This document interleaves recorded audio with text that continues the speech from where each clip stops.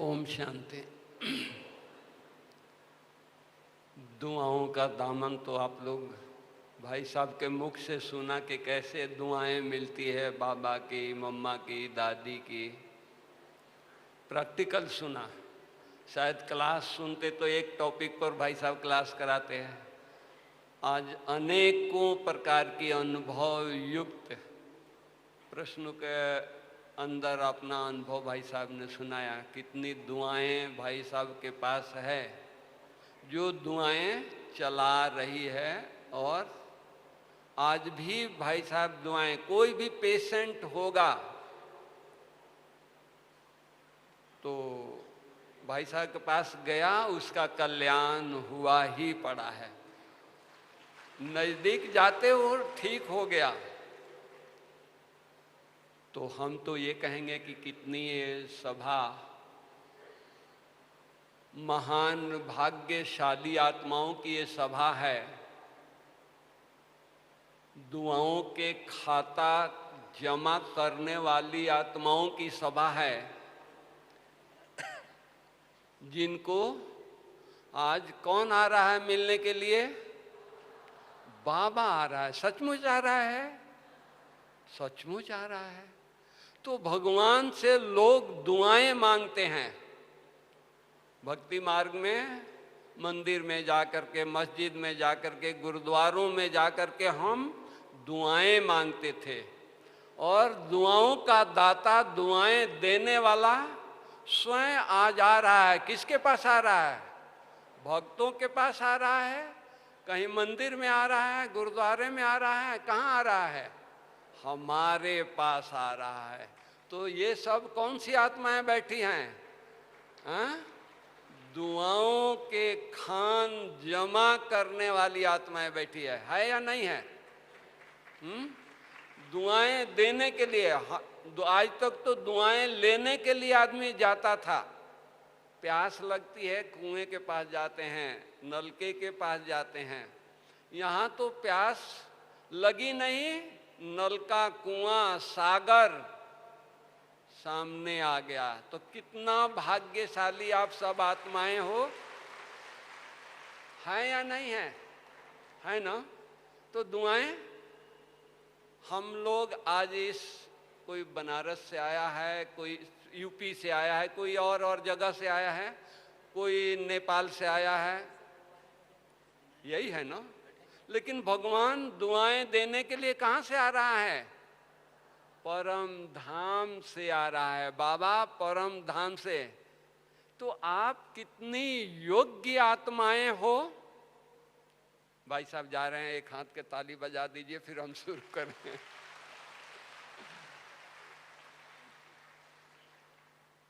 Thank you.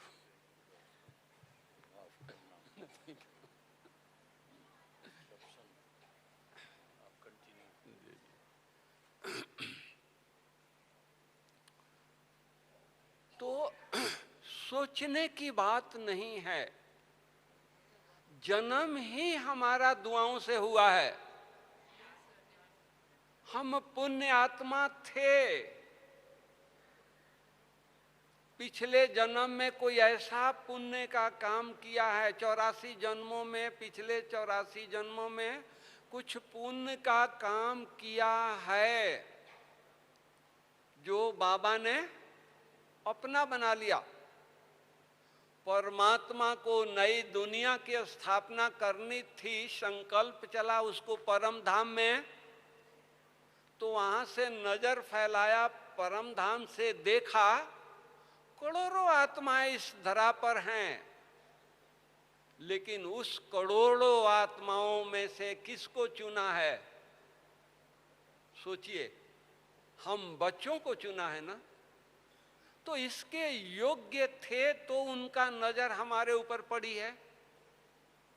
तो जब परमात्मा की नजर हमारे पर पड़ी है, तो आप सोच सकते हैं हम कितनी महान आत्माएं हैं, दुआओं के पात्र आत्माएं हैं। मांगने की जरूरत नहीं है। राजा का लड़का कभी अपने बाप से, राजा से धन मांगेगा क्या? कुछ चीज मांगेगा क्या?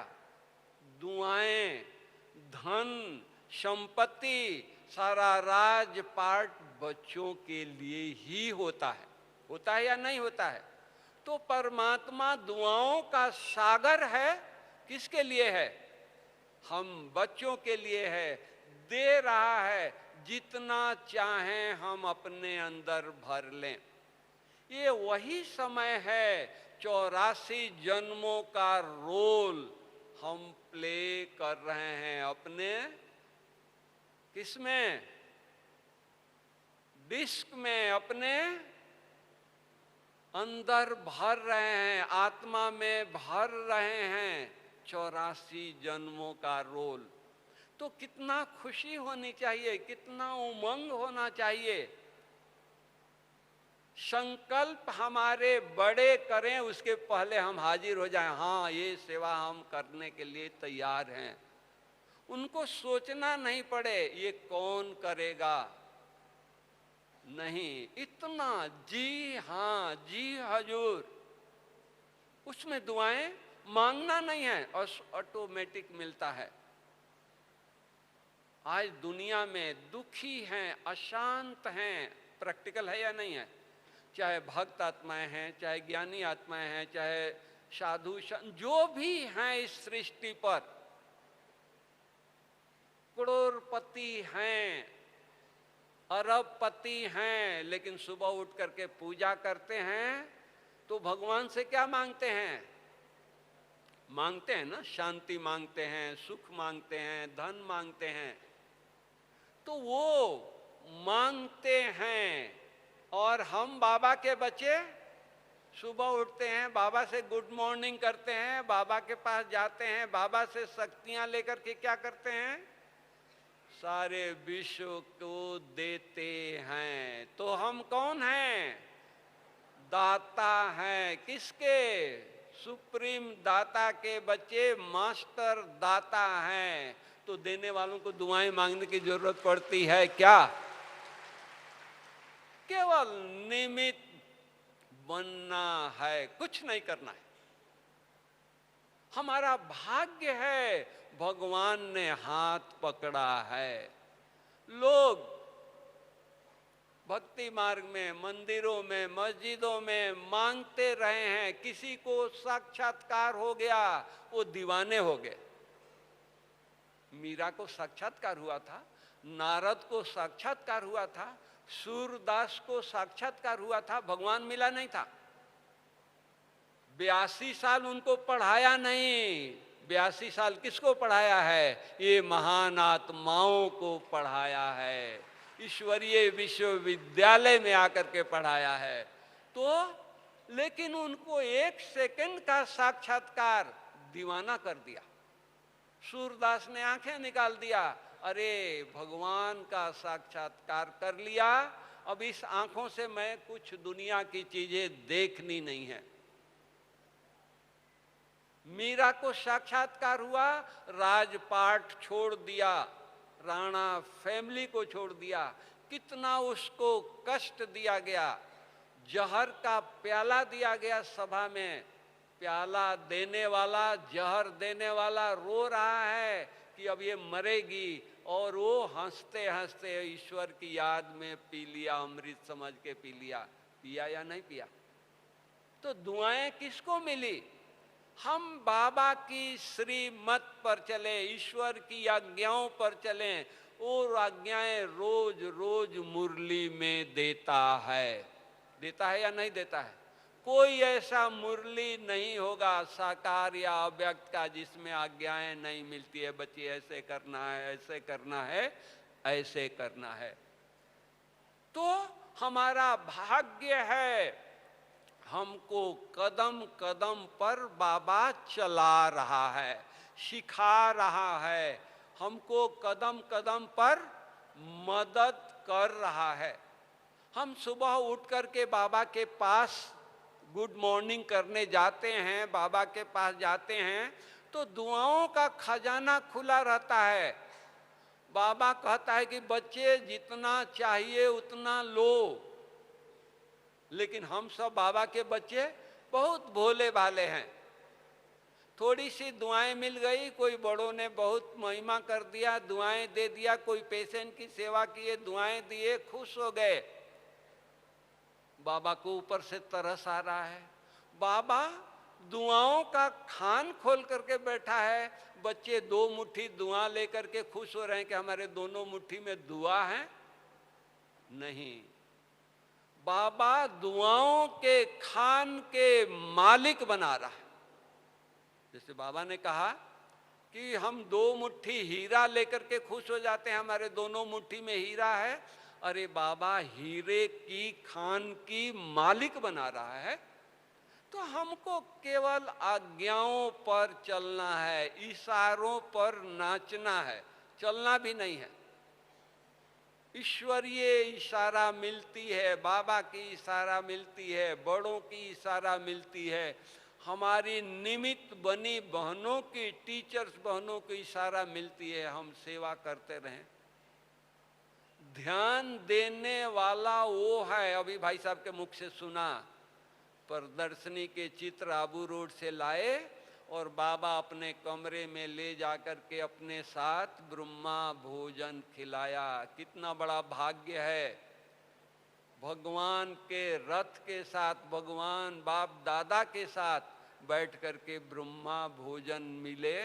सोच लो कितना, कोई भी प्रदर्शनी का चित्र ला सकता है, लेकिन दुआएं आज्ञाकारी बन करके, उन्होंने गर्मी नहीं देखा, धूप नहीं देखा, नाश्ता नहीं देखा, दीदी को या बाबा को ये नहीं कहा बाबा हम अभी नाश्ता नहीं किए हैं, नहीं, आज्ञा मिली चले गए। उसका फल क्या मिला, दुआएं क्या मिली कि हमको ब्रह्मा भोजन स्वयं बाप दादा के साथ बैठ करके बाबा ने कराया। उसी तरह से मैं अपना अनुभव भी हम सुना दें कि हम एक बार बॉम्बे से आ रहे थे कोई पेशेंट की सेवा करके, दोपहर का टाइम था, दीदी दादी सब दादियाँ पांडव भवन में छोटा एक रूम है, वहाँ वो लोग एक साथ भोजन करते थे, वहाँ करते उस समय सब दादियाँ भोजन कर रही थी। तो मैं गेट से आया तो मैं देखा कि दादियाँ भोजन कर रही है, तो मैं सोचा कि रूम में जाऊंगा तो दादियाँ भोजन करके अपने अपने रूम में चली जाएगी तो फिर हमको मिलना मुश्किल होगा। हम सोचा कि 1 मिनट हम जाकर के दादी के हेलो कर दें, ओम शांति कर दें।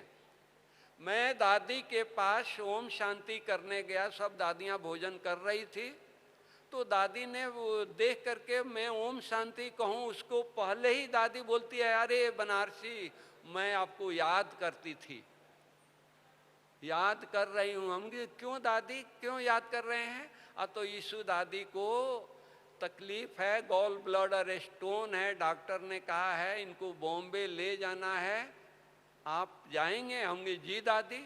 वही अटैची उठा करके दादी ने अपने पास भोजन कराया, दादियों के बीच में भोजन करके गाड़ी में बैठा, दादी को ले करके और बॉम्बे फिर से चला गया। जी हाँ करना है संगम में, और कुछ नहीं करना है, हाँ जी का पार्ट प्ले करना है।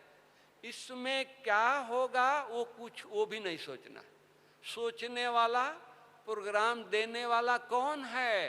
वो सुप्रीम है, वो दाता है, वो सब कुछ जानता है, किसको क्या देना है, किसको कैसे संभाल करनी है उसको पता है। प्रैक्टिकल बातें सुनाऊं, हम पेशेंट लेकर के अहमदाबाद जाते हैं, 4-6 पेशेंट से तो कम होते नहीं हैं। पेशेंट लेके जाते हैं, मान लीजिए किसी का MRI करा रहा हूँ, किसी के CT स्कैन करा रहा हूँ, किसी के सोनोग्राफी करा रहा हूँ, उसमें टाइम लगता है, आधा घंटा घंटा भी लग जाता है।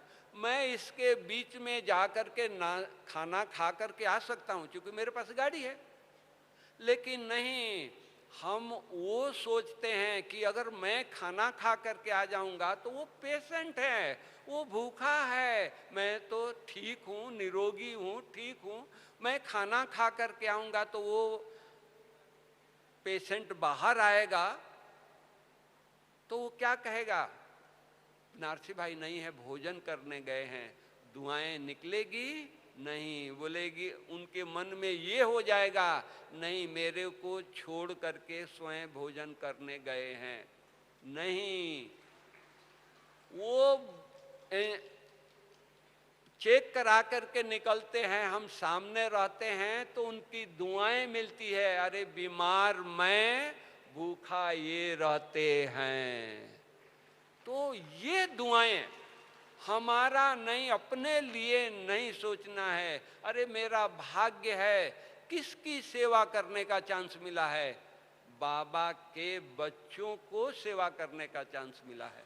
किसकी सेवा कर रहे हैं, दादियों को सेवा कर रहे हैं। वो दादियां कौन है, जिसको बाबा ने 14 साल छोटे बच्चों की तरह पाला है। उन दादियों को नजदीक जाने का, अरे सेवा तो बाबा कर रहा है, हमको नजदीक जाने का चांस रहता है। इससे बड़ा भाग्य, इससे बड़ी दुआएं और क्या हो सकती है। हम तो ये देखते हैं, दिल से हम सेवा करें, कोई भी भाई बहने, बाबा की कोई भी बच्चे दिल से सेवा करें, बाबा दुआओं का खाता खोल देता है। केवल दिल से, दिखावे की नहीं, हम दिल से सेवा करें। अरे किसकी सेवा कर रहे हैं, भगवान की बच्चे। भगवान सारी दुनिया को पालना कर रहा है, सारी दुनिया को दुख दर्द मिटा रहा है। जिनके बच्चे आज थोड़ी सी तकलीफ में हैं, कोई तकलीफ हो गई है, चलते चलते कोई बात हो गई है, उनके सहयोगी हम बनते हैं तो कितनी दुआएं मिलती है। अपने लिए नहीं सोचना है, हमारे लिए स्वयं परमात्मा है सोचने के लिए, हम दूसरों के लिए सोचें।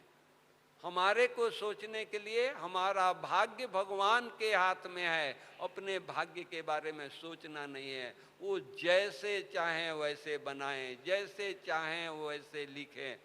एक ही संकल्प है कि हर घड़ी सेवा में सफल हो। आज हम जानकी दादी को कल देखा शाम को, उनकी आवाजें कितनी बुलंद, कितनी पावर थी, कितना जोश था। 6 दिन से वो बिस्तर से उठी नहीं है। दादी के पास जाओ, भाई दादी क्या कर रही हैं, रेस्ट कर रही हैं, दादी की तबीयत ठीक नहीं है। और जब ग्रुप आया तो शाम को 7 बजा, दादी बोलती है, हंसा मेरे को ले चलो, अरे इतने बाबा के बच्चे आए हैं, मैं मिलूंगी, मेरी तबीयत, दुआओं का खाता खुला हुआ है, उनकी दुआओं से मेरी तबीयत ठीक हो जाएगी। और कल दादी इतनी जोर से इतनी अच्छी क्लास कराई, सोचो, नहीं तो दादी 104 साल, कोई खेल नहीं होता है। पांव नहीं चलते हैं, श्वास नहीं आ रहा है, इतनी वीकनेस है, लेकिन क्या गर्जन थी। दुआएं है ना, सारे ब्राह्मण परिवार की दुआएं हैं, बाबा तो दे ही रहा है तो अभी चल रहे हैं, लेकिन उमंग चाहिए। दादी में इतना उमंग है। कभी कभी हम लोगों को क्लास कराती हैं तो ये नशे से कहती है कि हम यज्ञ के शुरुआत में आई और जो उमंग उत्साह था वो आज भी 82 इयर्स यज्ञ को हो गया। शरीर की आयु 104 साल हो गया, लेकिन उमंग में कमी नहीं है।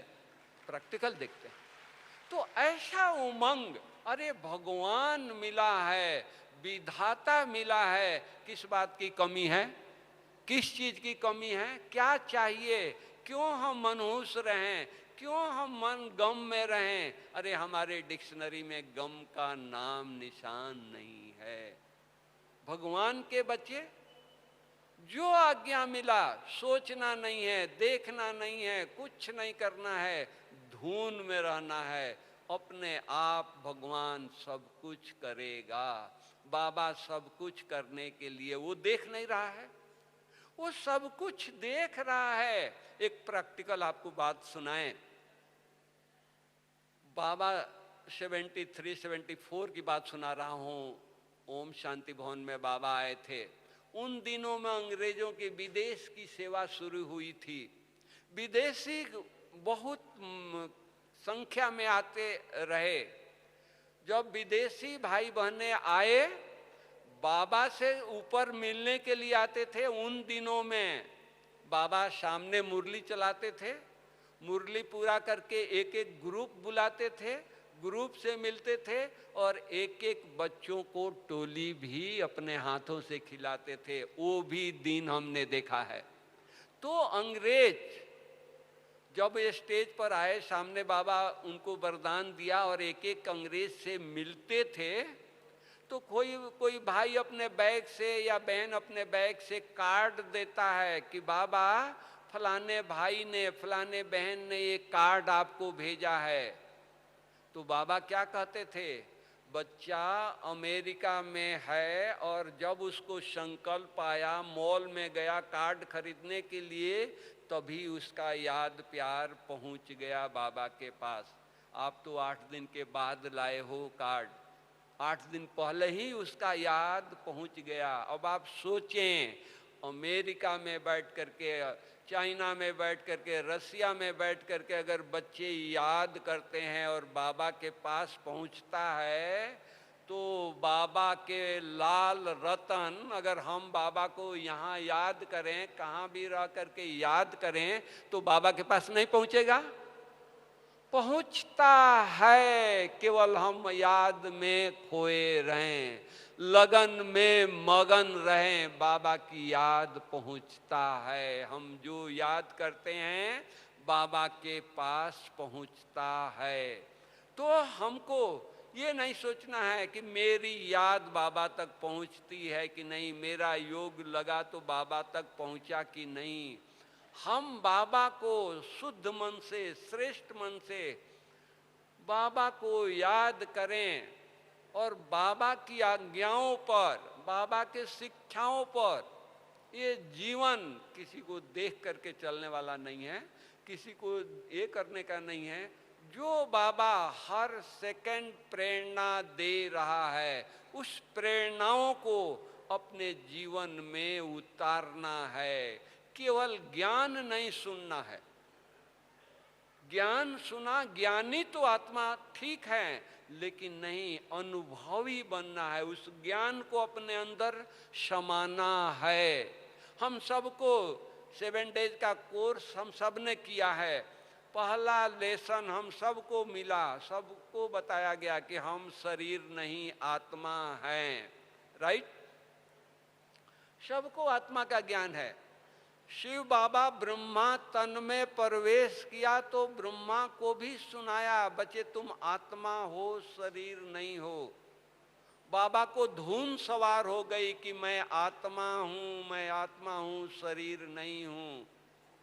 बाबा ने डायरियां लिखना शुरू कर दिया, डायरी भर गई तो दीवारों पर लिखना शुरू कर दिया, धुन सवार हो गई। इससे क्या हो गया, बाबा का शरीर अपना भूल गया। जो भी बाबा को देखते थे तो एंजिल के रूप में देखते थे, फरिश्ते के रूप में देखते थे, देवता के रूप में देखते थे। साक्षात्कार होता था, ये सामने ब्रह्मा बाबा नहीं बैठा है तो श्री कृष्ण बैठा है, ये नारायण बैठा है, ये एंजिल बैठा है। वो धुन ने, और हमको धुन नहीं सवार हुई, ज्ञान हो गया कि मैं आत्मा हूँ, तो आज भी पुरुषार्थ कर रहे हैं कि मैं आत्मा हूँ, और कंप्लेन कर रहे हैं दीदी दृष्टि अभी भी इधर उधर जाती है, अभी भी पुरानी दुनिया में दृष्टि जाती है, अभी भी हम पुरानी दुनिया में हमारी बुद्धि जाती है, भौतिक वैभव में जाती है। बाबा को इतना धुन हो गया, सब कुछ भूल गया। हीरे जवाहरात के बिजनेस करने वाला बाबा, क्या पैसा वो नहीं देखा होगा? पैसा उसके हाथ में नहीं आया होगा? एक भाई, उन दिनों में जो पुराने भाई बैठे हैं उनको पता होगा, छेदी पैसा होता था। तो वो एक गठरी, छेदी पैसे का एक गठरी ला करके बाबा के आगे रखा, गठरी खोला, पोटली, तो बाबा दूर से देखा, पैसे को हाथ नहीं लगाते थे। जब से बाबा, शिव बाबा के प्रवेशता हुई, कभी पैसा टच नहीं किया। दूर से देखा तो बाबा पूछते हैं, बच्चे इतने नलके खराब हो गए हैं कि तुम इतना वासर लेके आया है? तो भाई हंसने लगा, बाबा ये वासर नहीं है, ये छेदी पैसा है।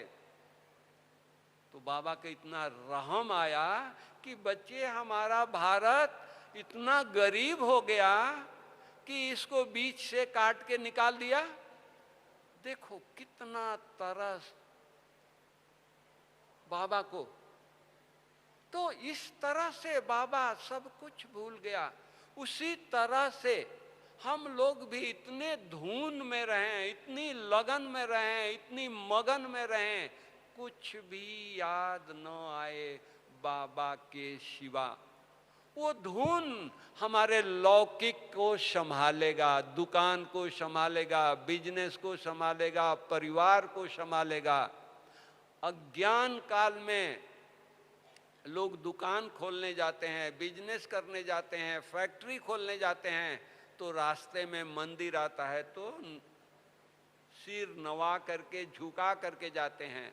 एक सेकंड सिर झुका करके जाते हैं तो उनको बरकत होती है, फायदा होता है।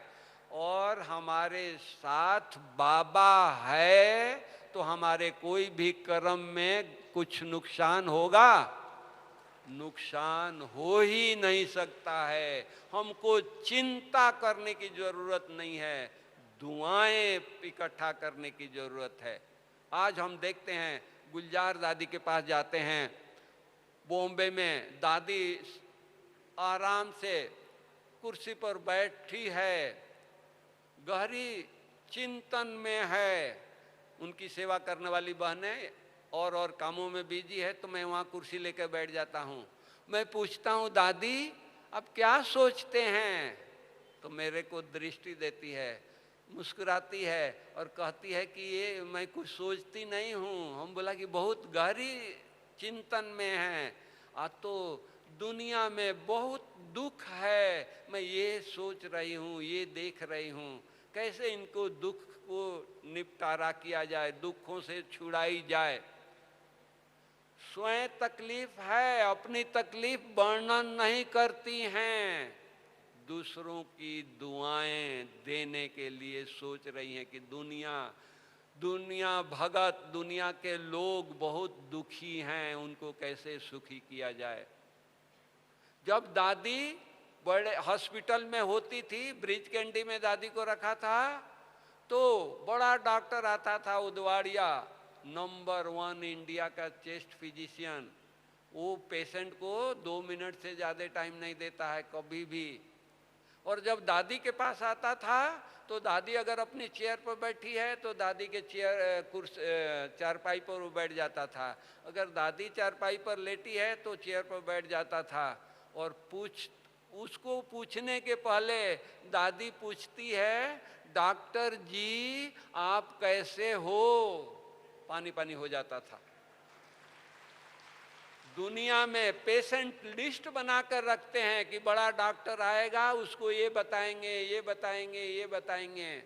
और दादी क्या पूछती है, डॉक्टर जी आप कैसे हो? ये हमारे बड़ों की दुआओं का खाता ऐसे जमा है। बीमार वो भी होते हैं, बीमार आज हम भी होते हैं। थोड़ा भी सर्दी जुकाम बुखार हो जाए तो घर में आवाज कर देंगे, मेरे को कोई पूछता नहीं है, डॉक्टर के पास नहीं ले जाता है, ये नहीं करता है, वो नहीं करता है। हमारे बड़े शांति से पड़े हुए हैं। बाबा बैठा है ना, सुप्रीम सर्जन बैठा है, आपे ठीक करेगा, इतना निश्चय। और होता था शुरू में कोई दवाइयां नहीं होती थी, यज्ञ में कोई डॉक्टर नहीं होता था, न डॉक्टर को बुलाते थे। लास्ट के दिनों में 18 जनवरी की बात कर रहा हूं, बाबा को तकलीफ थी, बड़े भाई थे यज्ञ में, बाबा के पास गए पूछने के लिए, बाबा डॉक्टर को बुलाऊं? तो बाबा इतना नशे से जवाब देते हैं, अरे बच्चे बाबा तो सुप्रीम सर्जन से बात कर रहा है, आप किस डॉक्टर को बुलाओगे? इतना नशा, इतना बाबा को उमंग था, लास्ट दिन था, लेकिन नहीं, डॉक्टर नहीं, तकलीफ थी, बाबा से बातें कर रहा है। तो हम लोगों को भी दुआएं लेनी है तो बाबा के अलावा और कोई दुनिया में है नहीं। संभाल बाबा करेगा। हमारी जो ब्राह्मण लाइफ है, योगी जीवन लाइफ है, वो अनेक बीमारियों को दूर करने की बाबा ने युक्ति बता रखी है। आज हम दुनिया में लोगों को संदेश देते हैं कि नॉन कम्युनिकेबल डिजीजेज जो है, हार्ट की बीमारी, लंग्स की बीमारी, टीबी की बीमारी, अस्थमा की बीमारी, cancer, depression, blood pressure, sugar, ये नॉन कम्युनिकेबल हमारी लाइफ स्टाइल गलत होने के कारण ये बीमारियां हो रही है, फैल रही है। बाबा ने ऐसा योगी लाइफ स्टाइल बनाया है। सुबह 3:30 बजे उठो, बाबा को याद करो, तपस्या करो, इतनी शांति आएगी, ब्लड प्रेशर अपने आप चला जाएगा। सुबह उठकर तैयार होकर के थोड़ा सा सैर करो, डायबिटीज अपने आप चला जाएगा। हम आज हार्ट के पेशेंट को बुला करके कोई मंत्र नहीं देते हैं, उनको एक्सरसाइज डाइट सिखाते हैं, उनको योग कराते हैं। वो इतना चातरक होकर सुनते हैं, इतना अच्छा रुचि लेते हैं। 6 महीना मेडिटेशन करते हैं, उनकी 100% आर्टरी क्लीन हो जाती है। एंजियोग्राफी करके आए हैं, डॉक्टर ने बता दिया कि आपका 4 आर्टरी ब्लॉक है, 100% 3 आर्टरी ब्लॉक है। ऐसे पेशेंट यहाँ आते हैं, मेडिटेशन करते हैं और 6 महीने के बाद उनकी आर्टरी क्लीन हो जाती है। तो क्या हम बाबा के बच्चे, हमको चिंता करनी है कि मुझे बीमार हो गए तो कौन ठीक करेगा? आपे बाबा ठीक करेगा, केवल निश्चय चाहिए। हमने यहाँ शिविर करके लगा करके देखा, 500 शुगर ले करके लोग आते हैं और 8 दिन यहाँ रखते हैं, उनको डाइट, एक्सरसाइज, मेडिटेशन सिखाते हैं। और 7वें दिन 8वें दिन जब वो घर जाते हैं, उस दिन चेकिंग करते हैं तो 100-125 शुगर लेके जाते हैं। मिराइकल योग में इतना पावर है। बाबा के दिनचर्या अगर हम फॉलो करें, बीमार हो ही नहीं सकते हैं। उसी तरह ब्लड प्रेशर, डिप्रेशन, ये सारी बीमारियां केवल हम दिल से बाबा को याद करें, रूटीन को फॉलो करें, हम शरीर के भान में ना आए, टेंशन में ना आए। कुछ भी बात हो गई, मान लो जो कोई किसी को कुछ बात करते हैं, हम अनुमान लगा लेते हैं, अरे मेरी शिकायत दीदी को कर रहा है, अरे वो कुछ सर्विस का भी बातें कर सकता है। तो उसी टेंशन में हम पड़े हैं, मेरी शिकायत दीदी तक गई, दादी तक गई। एक बार दादी ने कहा, अच्छा मान लो जो भाई शिकायत करके आपका गया है, एक बार दादी, बड़ी दादी क्लास कराई तो उसने दादी ने कहा कि मान लो जो आपकी शिकायत करके गया है, तो क्या दादी के पास इतना जजमेंट पावर नहीं है? आप वर्षों से हमारे साथ सेवा में हाजिर हो, सेवा कर रहे हो, तो दादी के पास जजमेंट नहीं है कि ये जो कहा है इसमें कोई संस्कार ही नहीं है, हमने आज तक देखा नहीं है, वर्षों से मेरे साथ काम कर रहा है, इसमें कोई आदत ही नहीं है, तो आप क्यों मान लेते हो कि ये हमारी शिकायत कर गया? अरे वो सुना गया, दादी इधर से सुनी, इधर से निकल गया, आप टेंशन में क्यों आते हो? अगर कोई बात दादी देखेगी तो बुलाकर आपको बता देगी, शिक्षा दे देगी। तो इसलिए कोई भी बातों में जाना नहीं है, किसी के लिए नेगेटिव संकल्प रखनी नहीं है। कोई कुछ भी कर दे, लेकिन उसके लिए दुआएं ही निकालनी है। बाबा क्या कहता है? गाली देने वालों को गले लगाना है। कब गले लगाएंगे? सतयुग में चल करके लगाएंगे? नहीं, अभी ये संगम का समय है, कलयुग और संगम में, हम कलयुगी दुनिया में हम रह रहे हैं, संगम में हैं, बाबा के बच्चे हैं, लेकिन कहाँ रह रहे हैं, किसके साथ व्यवहार में हैं? कलयुगी आत्माओं के साथ में व्यवहार में है। तो हम कोई भी बात हो, किसी भी बात में हमको जानी नहीं है, बस धून लगाना है, समय सफला करनी है, दुआएं लेनी है, तो मांगने से दुआएं नहीं मिलती है, सेवाओं से दुआएं मिलती है। दूसरों की सेवा करेंगे, दुआएं मिलती रहेगी। समय हो गया, यहीं विराम देते हैं। ओम शांति। थैंक यू, आप सब इतना टाइम दिए।